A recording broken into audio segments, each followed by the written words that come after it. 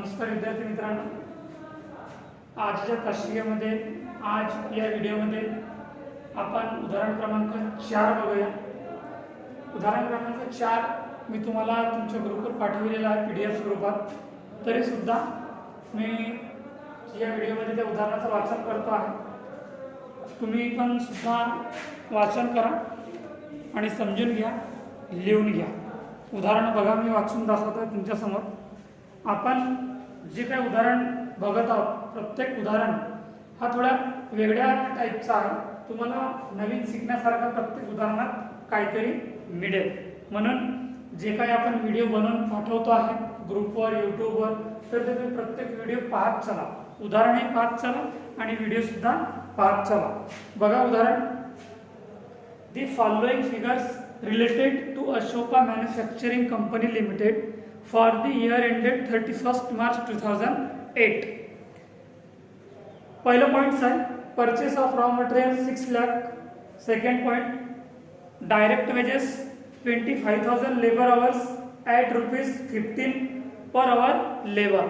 Third point, carries inward 15,000, direct expenses 35,000. Next point, rent, rates and insurance 2/3 factory, and 1/3 office. Amount दिलेली आहे 1,80,000, म्हणजे 1,80,000च्या 2/3 फॅक्टरीमध्ये जाईल आणि उरलेला 1/3 ऑफिसमध्ये जाईल। नेक्स्ट पॉइंट आहे electricity charges 2/3 factory and 1/3 office. त्याची रक्कम दिलेली आहे 90,000, तर 90,000चा 2/3 हा फॅक्टरीमध्ये जाईल आणि 1/3 हा ऑफिसमध्ये जाईल।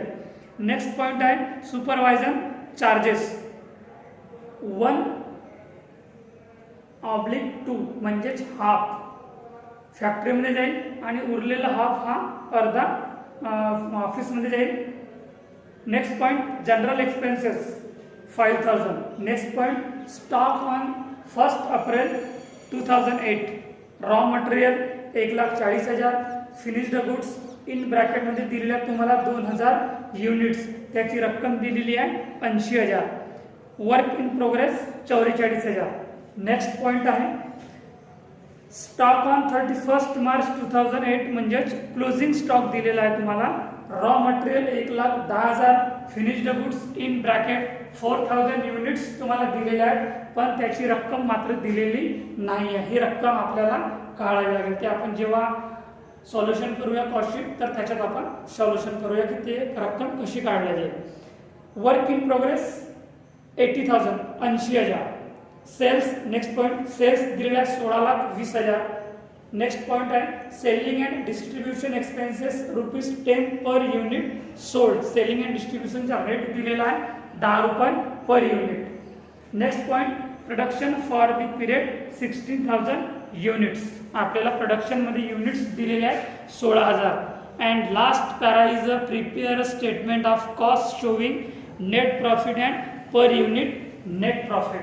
तर आपण याच्या आधी जे काही उदाहरण बघितलेले आहोत ते सुद्धा महत्त्वाचे आहेत, पण आपण प्रत्येक जो उदाहरण बघतो आहे हे थोडं वेगळ्या टाईपचे काही नवीन शिकायला भेटण्यासारखे आहे।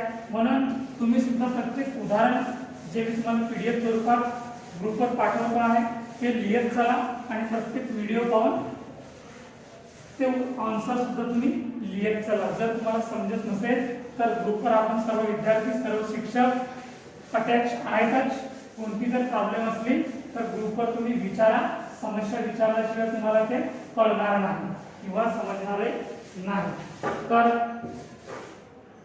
या संदर्भात मी उदाहरण तुम्हाला वाचून सांगितलेले आहे, समजवणे सुद्धा सांगितलं आहे। तर आपण आता सुरुवात करूया कॉस्टशीट। कॉस्टशीट प्रोडक्शन युनिट्स, तुम्हाला या उदाहरणात नवीन पॉइंट्स दिलेला आहे तो म्हणजे युनिट्सचा प्रोडक्शन युनिट 16,000 युनिट्स तुम्हाला प्रोडक्शन म्हणून दिलेले आहेत। Production units 16,000। याची आखणी करूया नेहमीप्रमाणे ज्या पद्धतीने आपण आखणी करत आलेले आहोत कॉस्टशीटची।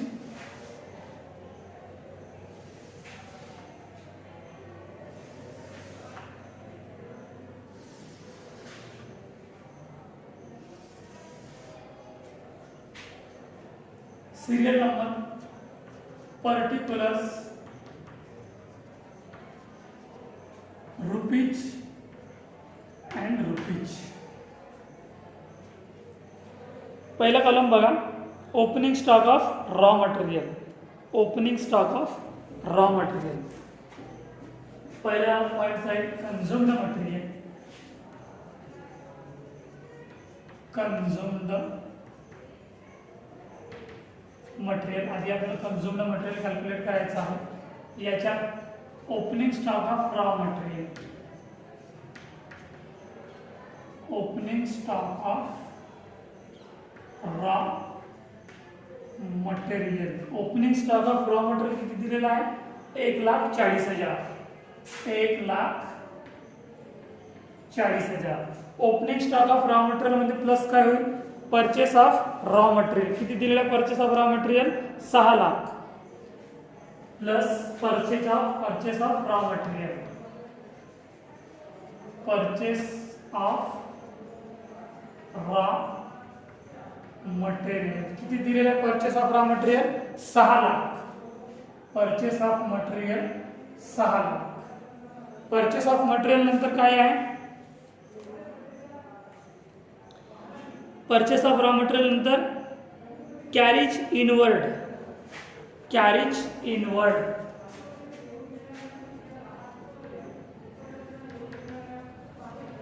Carriage inward 15,000.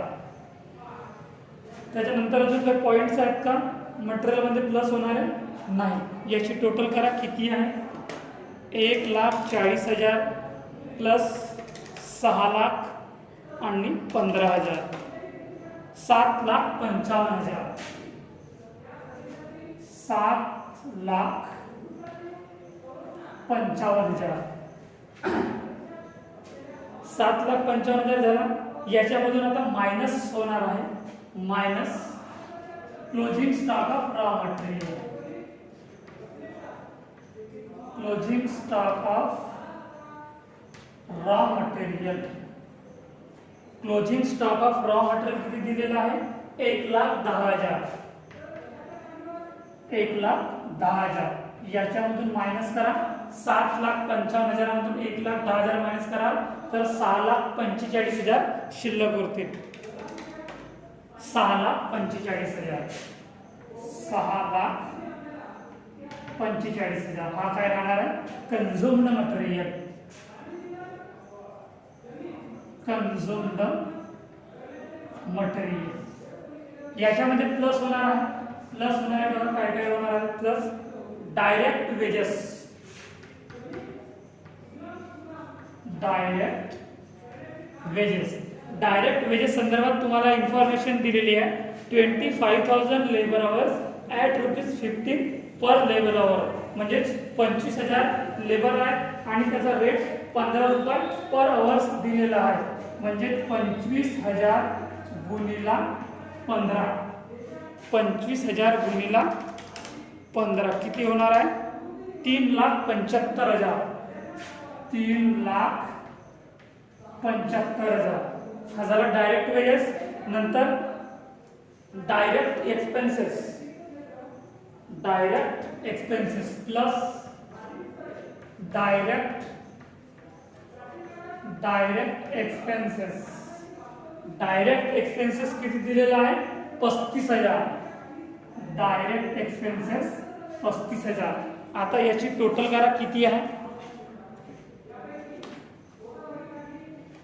6,45,000. 6,45,000. 3,75,000 आणि 35,000. 10,55,000.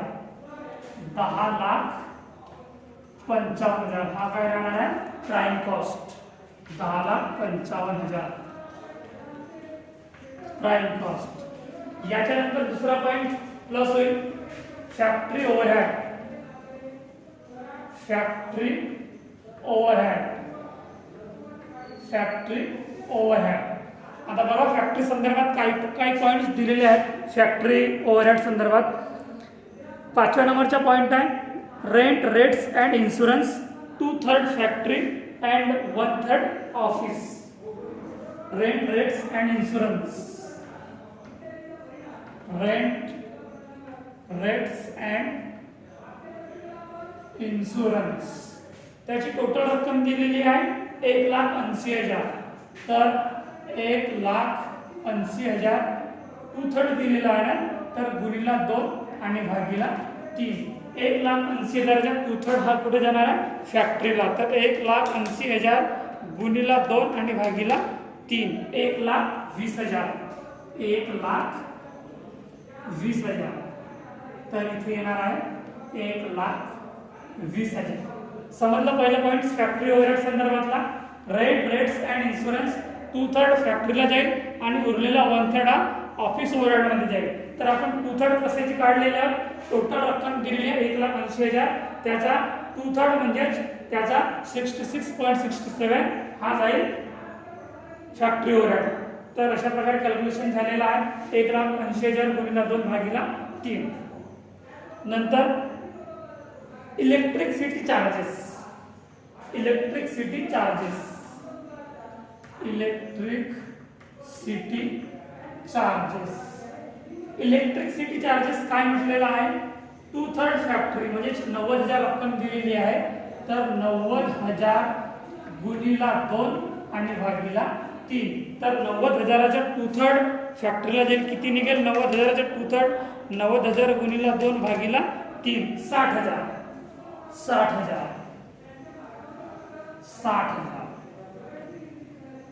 नंतर supervisor charges. Supervisor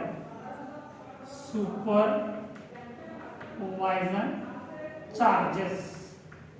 supervisor charges half factory and half office. अर्ध जाईल फॅक्टरीला आणि अर्ध जाईल ऑफिसला. 1/2 म्हणजे 50,000. 50,000 गुणिला 1 भागीला 2 म्हणजे 50,000चे अर्ध किती होणार? 25,000. 25,000 ही रक्कम जाणार आहे 25,000 फॅक्टरीमध्ये आणि उरलेली 25,000 जाईल ऑफिसमध्ये. नंतर जनरल एक्सपेन्सेस 5,000. जनरल एक्सपेन्सेस कुठे जाईल? आपला ऑफिसमध्ये जाईल. जनरल एक्सपेन्सेस 5,000 ऑफिसमध्ये जाईल. नंतर स्टॉक संदर्भात दिलेला आहे, पण वर्क इन प्रोग्रेस दिलेला आहे, ओपनिंग आणि क्लोजिंग सुद्धा दिलेलं आहे. तर याची आधी टोटल करा.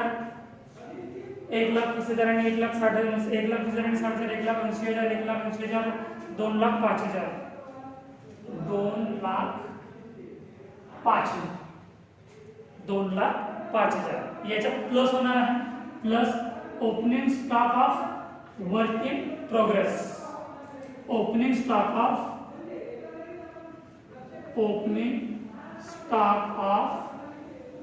Work in progress. किती दिलेला आहे opening stock of work in progress? 44,000. 44,000. Total करा. याची टोटल करा. 10,55,000 आणि 2,05,000. 10,55,000 आणि 2,05,000. 12,60,000. 12,60,000 आणि 44,000 प्लस करा. बाजूला लिहितो आहे मी.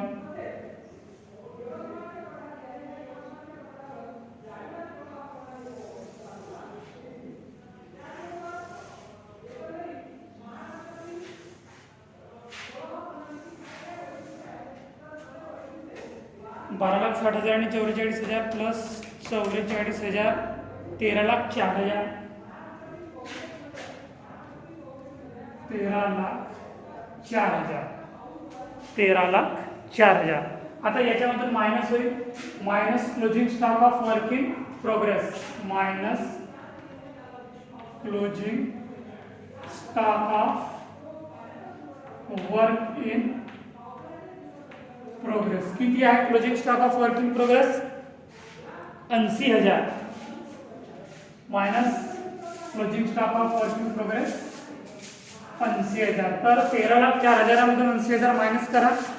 मायनस 80,000 12,24,000. 12,24,000 हा काय राहणार आहे तुमचा वर्क कॉस्ट किंवा फॅक्टरी कॉस्ट. 12,24,000 24,000. फॅक्टरी कास्ट किंवा वर्क कास्ट, फॅक्टरी कास्ट किंवा वर्क कास्ट, फॅक्टरी कास्ट किंवा वर्क कास्ट. याच्यानंतर तिसरा पॉइंट राहणार आहे office overhead. Office overhead, office overhead. Office overhead संदर्भात बघा काय काय पॉइंट्स येणार आहे. पहिलं पॉइंट आहे rent, rates and insurance. Rent, rates and insurance किती दिलेला आहे. रेंट, रेट्स अँड इन्शुरन्स 2/3 हा फॅक्टरीमध्ये गेलेला आहे आणि 1/3 हा ऑफिसमध्ये जाईल. तर 1,20,000चा 1/3 म्हणजे शिल्लक रक्कम.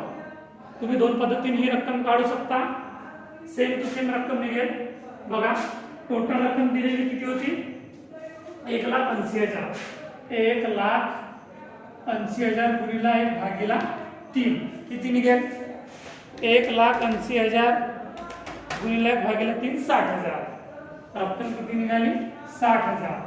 ही रक्कम येणार आहे 60,000 इथे. किंवा तुम्ही अशा प्रकारे करू शकता सरळ मायनस करून. फॅक्टरीमध्ये किती निघालेली आहे 1,20,000. तर 1,80,000 मधून मायनस 1,20,000 कराल तर 60,000 शिल्लक राहील. दोन पद्धती आहेत. अशा संदर्भातल्या मुद्द्यासाठी जर रक्कम काढायची असेल तर 2/3 हा फॅक्टरीसाठी विचारलेला होता आणि 1/3 हा ऑफिससाठी विचारलेला होता. पण 1,80,000चे 2/3 म्हणजे 1,20,000 फॅक्टरीमध्ये गेले आहेत आणि शिल्लक म्हणजे 1/3 60,000 ऑफिसमध्ये जाईल. नंतर electricity charges. Electricity charges, electricity charges same पद्धत आहे. सेम त्याचा रेशिओ आहे. सेम पर्सेंटेज विचारलेला आहे. म्हणजे 90,000चा 2/3 हा फॅक्टरीमध्ये गेलेला आहे आणि उरलेला 1/3 हा ऑफिसमध्ये जाईल. टोटल रक्कम किती होती 90,000. 90,000 गुणिला 1/3. 90,000 भागीला 3 किती राहणार आहे 30,000. 30,000. याच्यामध्ये तुम्ही त्याच पद्धतीने रक्कम काढू शकता. 90,000 मायनस 60,000. 90,000 मायनस 60,000 तर किती उरते 30,000 फायनल रक्कम आहे. म्हणजेच 90,000 मधून जर 60,000 आपल्या फॅक्टरीला गेलेले आहे तर 90,000 मधून 60,000 मायनस करा तर उरतील किती 30,000. आणि पर्सेंटेज नुसार तुम्ही जरी सॉल्युशन करत असाल तरी मात्र त्याची रक्कम 30,000 निघेल. 90,000 गुणिला 1/3. नंतर काय विचारलेलं आहे सुपरवायझन चार्जेस. सुपरवायझन, सुपरवायझन चार्जेस. सुपरवायझन चार्जेस काय विचारलेलं आहे. Half, 1/2 and 1/2. 1/2 म्हणजे अर्धी रक्कम तुमची कुठे गेलेली आहे फॅक्टरीमध्ये तर उरलेली अर्धी रक्कम जी आहे ऑफिसमध्ये. किती रक्कम होती 50,000. तर 50,000 गुणिला 1/2 म्हणजे 25,000. किंवा तुम्ही असेही करू शकता 50,000 मायनस 25,000 तर उरले किती 25,000 हा जाईल ऑफिसमध्ये सुपरवायझर चार्जेस. त्याच्यानंतर बघा काय दिले general expenses. General, general expenses. General expenses किती दिलेला आहे. जनरल एक्सपेन्सेस 5,000 दिलेला आहे. General expenses 5,000. अजून काही दिलेलं आहे का या संदर्भात ऑफिस संदर्भात नाही. तर आता याची टोटल करा किती येईल. 3 90, 90,000, 100,000, 1,15,000 आणि 1,20,000. 1,20,000 याची टोटल करा किती होणार आहे.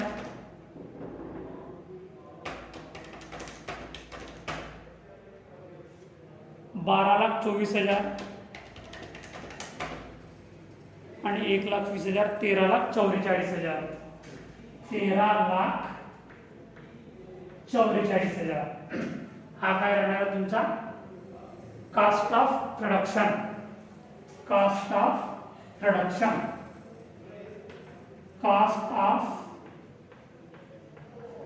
Caste of production. याच्यामध्ये ऑफिस मध्ये सुद्धा तुम्हाला opening stock of finished goods दिलेला आहे आणि closing stock of finished goods सुद्धा दिलेला आहे. तर याच्यात प्लस होईल opening stock of finished goods. Opening stock of finished goods किती दिलेला आहे? Opening stock of finished goods बघा, opening stock of finished goods तुम्हाला युनिट सुद्धा दिलेले आहेत आणि रक्कम सुद्धा दिलेली आहे. युनिट्स दिलेले आहेत 2000 आणि रक्कम दिलेली आहे 80,000. तर फायनल रक्कम तुमची राहणार आहे 80,000. याची टोटल करा 13,44,000 प्लस 80,000 14,24,000. 14,24,000. आता याच्यामधून मायनस होईल closing stock of finished goods. Closing stock of finished goods. Closing stock of finished goods काय म्हटलेलं आहे? Closing stock of finished goods संदर्भात बघा, फिनिश्ड गुड्स 4,000 युनिट्स, त्याचे युनिट्स दिलेले आहेत पण मात्र त्याची रक्कम दिलेली नाही आहे. तर ती आपल्याला रक्कम काढावी लागेल. क्लोजिंग स्टॉक ऑफ फिनिश्ड गुड्सची रक्कम काढावी लागेल कारण की युनिट्स दिलेले आहेत. तर त्याचा आपल्याला रेट शोधून काढावा लागेल, तेव्हाच त्याची रक्कम निघेल. कारण की युनिट्स 4,000 दिलेले आहेत पण त्याचा रेट किती दिलेला आहे? रेट दिलेला नाही आहे, म्हणून आपल्याला आधी रेट शोधून काढावा लागेल. तर रेट शोधून काढण्यासाठी फॉर्म्युला आहे की कॉस्ट ऑफ प्रोडक्शन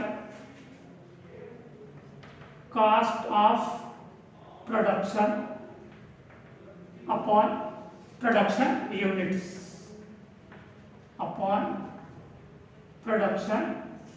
युनिट्स.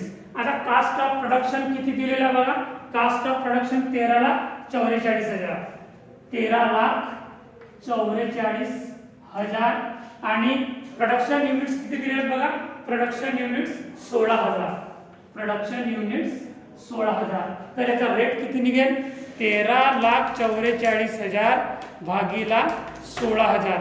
84 रुपये याचा काय निघालेला आहे? रेट निघालेला आहे. 84 रुपये आपल्याला रेट निघालेला आहे. आणि क्लोजिंग स्टॉक ऑफ फिनिश्ड गुड्सचे युनिट्स किती दिले आहेत? 4,000. तर 4,000 युनिट्स गुणिला 84 रुपये पर युनिट. तर 4,000 गुणिला 84 करा, 4,000 गुणिला 84 तर त्याचा रेट निघालेला आहे 3,36,000. त्याची रक्कम निघालेली आहे 3,36,000. तर आता ही रक्कम मायनस करा 14,24,000 मधून. 14,24,000 रक्कम मायनस करा तर 10,88,000 ही रक्कम उरेल. 10,88,000 आणि ही राहणार आहे तुमचा कॉस्ट ऑफ गुड सोल्ड. तर इथपर्यंत विद्यार्थ्यांना तुम्हाला समजलेला आहे. जो आपण ऑफिस ओव्हरहेड संदर्भात मुद्दा शिकत राहिलेले आहोत, थोडा वेगळ्या पद्धतीने मुद्दा दिलेला आहे. याच्यात opening stock of finished goods ची रक्कम दिलेली आहे आणि युनिट सुद्धा दिलेली आहे. पण मात्र क्लोजिंग स्टॉक ऑफ फिनिश्ड गुड्सचे युनिट्स दिलेले आहेत, रक्कम दिलेली नव्हती आणि म्हणून आपल्याला रेट काढावा लागला. तो रेट निघाला 84 रुपये आणि युनिट्स दिलेले होते 4,000. तर 4,000 गुणिले 84 रुपये तर कॉस्ट ऑफ याची फिनिश्ड गुड्सची रक्कम निघालेली आहे 3,36,000. ही झाली तुमची कॉस्ट ऑफ गुड सोल्ड. याच्यानंतरचा पॉइंट्स कॅल्क्युलेशन करूया आपण. बट तुम्ही व्हिडिओ पाहून हे लिहून घ्या कारण मला हे मिटवावं लागत आहे. समोरची पद्धत, समोरची स्टेप मी या बाजूला लिहितो आहे.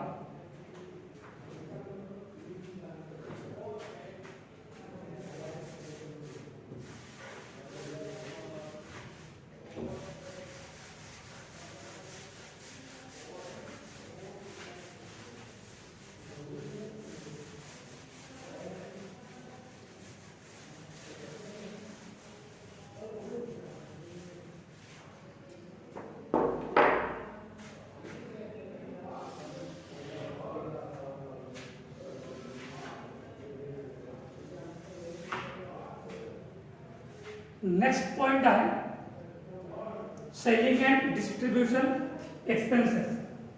चौथा point selling and distribution expenses. बघा सेलिंग अँड डिस्ट्रीब्यूशन एक्सपेन्स संदर्भात तुम्हाला काय विचारलेलं आहे,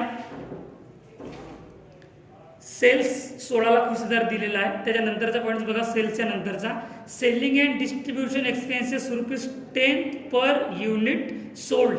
त्या युनिटचा आपल्याला रेट दिलेला आहे, मात्र युनिट्स दिलेले नाही आहेत. तर यासाठी सुद्धा आता आपल्याला या पॉईंट्समध्ये युनिट कॅल्क्युलेशन करावं लागणार आहे. याच्या आधी आपण यावाल्या पॉईंट्समध्ये शिकलेले आहोत की क्लोजिंग स्टॉक ऑफ फिनिश्ड गुड्समध्ये युनिट्स दिलेले होते, मात्र रेट दिलेलं नव्हतं.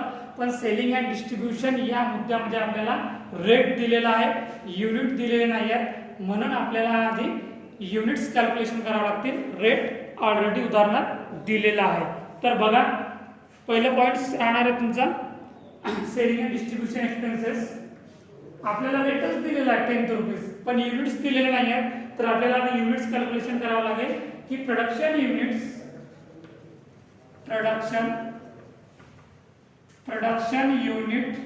प्लस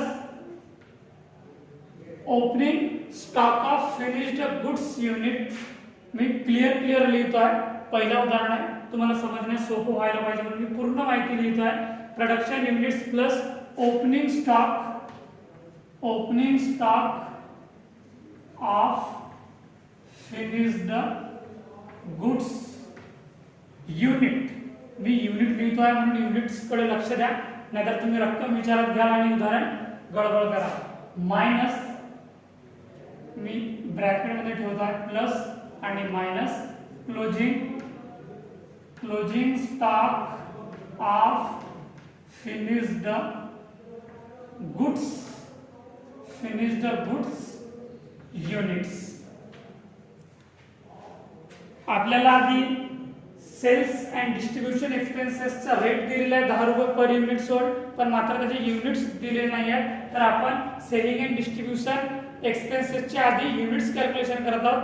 तर त्यासाठी फॉर्म्युला आहे की production units plus opening stock of finished goods units and minus closing stock of finished goods units. तर प्रोडक्शनचे युनिट्स तुम्हाला किती दिलेले आहेत? 16,000. वरच्या मुद्द्यामध्ये आपण पहिल्यांदाच बघितलेल्या स्टार्टिंगला प्रोडक्शन युनिट्स किती आहेत? 16,000. 16,000 नंतर plus opening stock of finished गुड्सचे युनिट्स किती आहेत? 2,000. मुद्द्यामध्ये बघा, जो तुम्हाला मुद्दा दिलेला आहे त्याची रक्कम सुद्धा तुम्हाला 44,000 रक्कम दिलेली आहे आणि इन ब्रॅकेट मध्ये तुम्हाला युनिट्स दिलेले आहेत 2,000 आणि minus closing stock of finished गुड्सचे युनिट्स आहेत 4,000. हे 4,000. तर 16,000 आणि 2,000 किती होतील? 18,000 आणि मायनस 4,000. तर उरतील किती? 14,000 युनिट्स. मग याचं कॅल्क्युलेशन अशा प्रकारे होईल की 14,000 युनिट्स इंटू ₹10 पर युनिट. तुम्हाला रेट दिलेला आहे ₹10, तर 14,000 गुणिले ₹10 पर युनिट्स करा तर किती उरतील? 1,40,000. 1,40,000. 1,40,000. 14,000 गुणिले 10 म्हणजे 1,40,000. आता याची टोटल करा की किती टोटल होती? 10,88,000. 10,88,000 प्लस 1,40,000 तर 12,28,000. 12,28,000 हा काय राहणार आहे तुमचा टोटल कॉस्ट.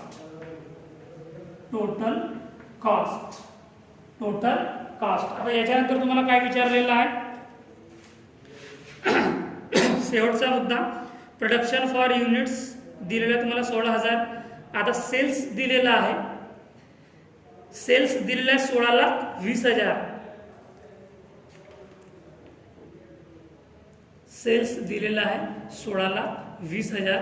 तर आता आपल्याला डायरेक्ट इथे लिहावं लागेल प्रॉफिट तर दिलेलं नाही आहे, पण मात्र सेल्स दिलेला आहे. सेल्स किती दिलेला आहे? 16,20,000. 16,20,000. 16,20,000. आता आपल्याला प्रॉफिट काढायचं आहे तर काय करावं लागेल की sales minus total cost. Sales किती दिलेला आहे? 16,20,000. 16,20,000 मायनस 12,28,000. 12,28,000. 16,20,000 मधून 12,28,000 मायनस करा. 16,20,000मधून 12,28,000 मायनस केले तर 3,92,000 काय राहील तुमचा हा प्रॉफिट राहणार आहे. 3,92,000 उदाहरण इथे संपलेलं आहे. तर समजलं विद्यार्थ्यांना. हा उदाहरण क्रमांक आपण शिकलेला चौथा. थोडं वेगळा आहे पण खूप इंटरेस्टेड आहे, खूप इम्पॉर्टंट आहे. सगळ्या प्रकारचे मुद्दे आपण जे काही परीक्षेमध्ये विचार आहेत त्याच्यातले खूप सारे मुद्दे आहेत आपण शिकलेले आहोत. समोर आपल्याला याच पद्धतीने शिकायचे आहे. सेम पद्धत राहणार आहे, फक्त कमी जास्त होणार आहे तर तुमचे ते खर्च. तर समजलं विद्यार्थ्यांना. चौथ्या क्रमांकाच्या उदाहरणाचं हे सॉल्युशन आहे. बाकीचं आपण पुढच्या तासिकेला बघूया आणि इथेच थांबूया. धन्यवाद.